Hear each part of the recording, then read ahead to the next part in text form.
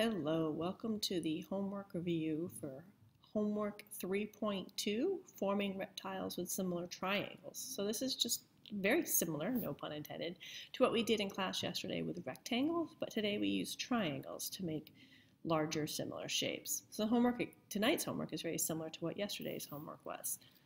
Look for reptile patterns in the design below. For each design, tell whether the small triangle seems to be similar to the large triangle. Explain. When the triangles are similar, give the scale factor from each small triangle to the large triangle. So here's the first example. A, are they similar? Yes, because this was the original triangle shape, kind of this one over in the corner, and that's the same shape as the larger one. And the scale factor is 2 because I now, instead of having one triangle, I have 2 on this side and 2 on the bottom and 2 on this side, so the scale factor is 2.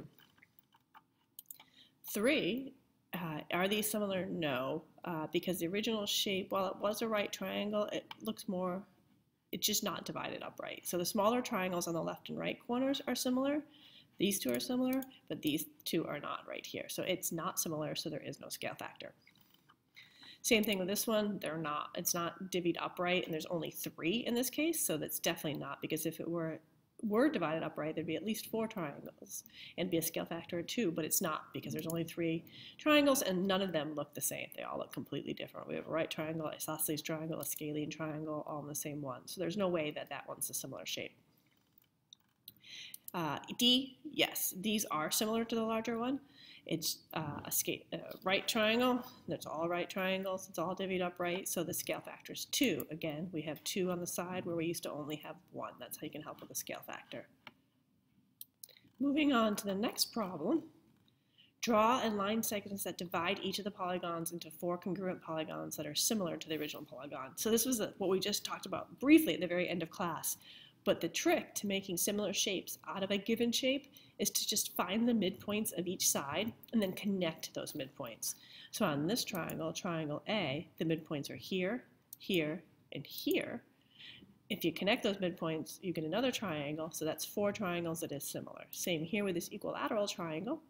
Midpoint 1, midpoint 2, midpoint 3, halfway along each line, connect them. You've divided it up into similar shapes.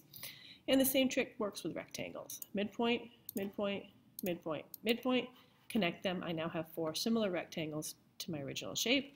And with a parallelogram, midpoint, midpoint, midpoint, midpoint, connect them, 4 similar shapes. Our secret word for this lesson is swim meet. So it's 2 words, swim meet, because tomorrow is Mahoney's first swim meet, and because my daughter's in 6th grade, it's her first swim meet tomorrow. So swim meet is the secret word. Okay, this one takes a little bit of thinking, but I know that you could do it. For rectangles E through G, give the length and width of a different similar rectangle. Explain how you know the new rectangles are similar. So the first thing you need to know, because it's on a grid and there's measurements, the first thing you need to do is count them up. So rectangle E is 6 by 12, F is 4 by 10, and G is 6 by 4. So in order to have a similar rectangle to any of those, it has to have those dimensions multiplied by a number. They could be made smaller, they could be made bigger, but basically it's going to be, like for rectangle A, that's 6 by 12, it has to be some variation of 6 by 12. It could be 3 by 6, it could be 1.5 by 3, it could be 12 by 24, you could double it, you could half it, you could triple it, but the idea is that it has to stay in that 6 to 12 ratio, or 3 to 6, or what, 3 to 6, or 1/2.